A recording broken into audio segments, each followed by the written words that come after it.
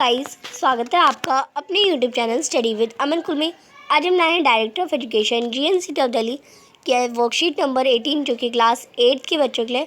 Subject आपका science है। Date है जिसकी 16 सितंबर 2021। आप अपना नेम और अपनी क्लास टीचर का नेम लिखेंगे। आज हम मेटल एंड नॉन मेटल पढ़ेंगे, जिसमें हम डिस्प्लेसमेंट रिएक्शन के बारे में पढ़ेंगे। We have learn that some metals are very reactive. हमने देखा कि कुछ मेटल्स बहुत रिएक्टिव होते हैं, कुछ लेस रिएक्टिव होते हैं, और कुछ मेटल्स जो होते हैं वो कुछ भी चीज़ के साथ रिएक्ट नहीं करते। बट आज हम पढ़ेंगे reactivity of metal with the help of displacement reaction, यानी हम मेटल की रिएक्टिविटी देखेंगे डिस्प्लेसमेंट रिएक्शन की मदद से। तो चलिए एक एक्टिविटी करते हैं। आपको क्या करना है, आपको 500 ml के बीकर्स लेने हैं और उन्हें ABCDEK से लेबल कर देना है।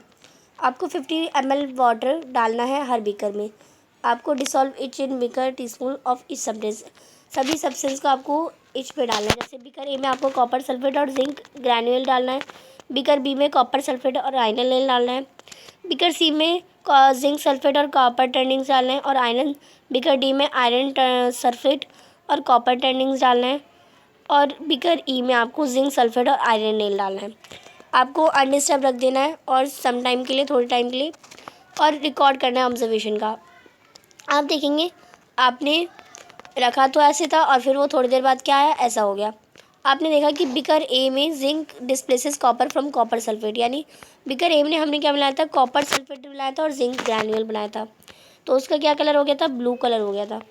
पर that is why the blue colour of copper sulphate disappear and powdery red mass of copper is dissolved at the bottom of beaker. आप देखेंगे जिंक ने डिस्प्लेस कर दिया कॉपर को कॉपर सल्फेट में से। तो क्योंकि आपको पता है जो कॉपर जिंक है वो ज़्यादा रिएक्टिव है, कॉपर कम रिएक्टिव है, तो कॉपर सल्फेट से उसने जिंक को डिस्प्लेस कर दिया। तो जो ब्लू कलर था कॉपर सल्फेट का वो डिसअपेयर हो गया और पाउडरी ऐश रेड मास का वो बच गया। फिर अब इसका बीकर ए का ये हमारा सॉल्यूशन है, हमारी इक्वेशन कॉपर सल्फेट यानी CuSO4 प्लस अगर हम जिंक यानी Zn डालेंगे तो जिंक सल्फेट यानी ZnS4 और कॉपर बचे, यानी कॉपर सल्फेट में से कॉपर को डिस्प्लेस कर देगा, यानी जिसका सल्फेट है वो इसके साथ जुड़ गया है और हमारा कॉपर अलग हो जाएगा। बीकर बी में क्या हुआ, iron displaces copper from copper sulphate, यानी आयरन ने कॉपर सल्फेट को कॉपर को डिस्प्लेस कर दिया कॉपर सल्फेट में। अब इसमें आप देखिए, इसमें भी हमारा कॉपर सल्फेट ब्लू कलर हो गया था, पर आयरन नील डाली हमने तो ये हमारा ग्रीन कलर हो गया थोड़ी देर बाद। आप देखिए जो कॉपर सल्फेट यानी CuSO4 है प्लस आयरन Fe हमारा फ्यूरस सल्फेट यानी FeSO4 और कॉपर बना। हमने नोटिस करा कि no reaction in beaker CDE, यानी कोई रिएक्शन नहीं हुई बीकर CDE में। द रूल है is that more reactive metal can displaces less reactive metal, but a less reactive metal can not displaces a more reactive metal from the solution, यानी इसमें जो सारे मेटल थे वो लेस रिएक्टिव मेटल थे और इसमें से एक मोर रिएक्टिव था, एक लेस रिएक्टिव था। तो हमने देखा कि जो ज़्यादा रिएक्टिव वाले मेटल होते हैं वो कम रिएक्टिव वाले मेटल को डिस्प्लेस कर देते हैं उसमें से। ये हाल हमने सीखा। That is why there is no displacement reaction, इसी की वजह से कोई भी डिस्प्लेसमेंट रिएक्शन CDE में नहीं हुई। तो हम कंक्लूड कर सकते हैं मोर reactive metal displaces less reactive metal from the there compounds in aqueous solution, यानी एक सॉल्यूशन में जो ज़्यादा रिएक्टिव वाले मेटल होते हैं वो कम रिएक्टिव वाले मेटल को डिस्प्लेस कर सकते हैं। तो जिंक हमारा ज़्यादा रिएक्टिव है, फिर हमारा आयरन है, फिर हमारा कॉपर है, ये हमने सीखा। इन तीनों के बारे में हमने पढ़ा। अब चैनल को अभी तक सब्सक्राइब नहीं करा है तो प्लीज़ मेरे चैनल को सब्सक्राइब ज़रूर करें और उसके बाद आने वाले बेल आइकन को प्रेस करें, जिससे आपको हर वीडियोस की नोटिफिकेशन टाइम से मिलती रहे। ये वीडियो अच्छी लगी तो इसे लाइक ज़रूर करिए, दोस्तों के साथ शेयर करिए और आप हमें इंस्टाग्राम पे फॉलो कर सकते हैं।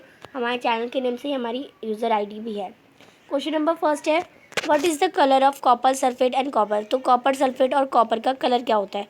तो कॉपर सल्फेट का कलर होता है, आपको पता है, ब्लू होता है, और कॉपर का कलर क्या होता है, ब्राउन होता है। तो आप इसे कर लेंगे।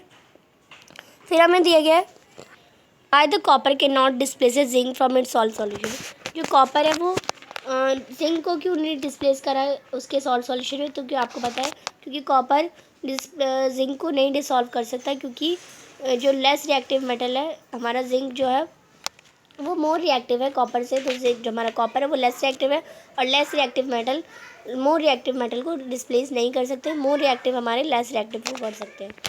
क्वेश्चन नंबर थर्ड है, arrange zinc iron copper metal in decreasing order of their activity. तो डिक्रीजिंग ऑर्डर में लिखना है तो सबसे पहले जिंक हो जाएगा, फिर हमारा हो जाएगा Fe यानी आयरन हो जाएगा, और फिर हमारा हो जाएगा कॉपर यानी Cu। तो आप इसमें ऐसे भी लिख सकते हैं जिंक और फिर हमारा आयरन और फिर हमारा ये कॉपर। तो आप इसमें ऐसे लिख देंगे कॉपर, या आप ये भी लिख सकते हैं। फिर है fourth question, what happens when iron nail is placed in copper sulphate solution. क्या होगा जब हम आयरन नेल को हम एक कॉपर सल्फेट सॉल्यूशन में डालेंगे। तो आप इसका आंसर करेंगे, अगर हम आयरन नेल को कॉपर सल्फेट सॉल्यूशन में डालेंगे तो जो ब्लू कलर होगा ब्राउन कलर होगा कॉपर का, वो डिपॉजिट हो जाएगा आयरन में, because iron displaces copper from the solution. क्योंकि आयरन जो होता है वो कॉपर को डिस्प्लेस कर देता है उसके सॉल्यूशन से। क्वेश्चन नंबर 5 है, कंप्लीट द रिएक्शन। आपको रिएक्शन को कंप्लीट करना है। जिंक में अगर हम CuSO4 डालेंगे तो हमारा जिंक सल्फेट, CuSO4 क्या होता है, हमारा कॉपर सल्फेट होता है। तो आप लिखेंगे कॉपर सल्फेट यानी CuSO4। तो क्या बनेगा हमारा जिंक सल्फेट और प्लस में कॉपर। तो आप ये वाली रिएक्शन यहाँ से भी लिख सकते हैं। आप ये पूरा लिख देंगे copper sulphate plus zinc sulphate is equal to copper plus copper. तो इसमें आपका ये पहले दे रखा है और ये बाद में, तो आप ये वाला बाद में लिख देंगे, या आप डायरेक्ट ये आपको पूरा नीचे दे रखा क्वेश्चन, आपको इतना सा लिख देना है।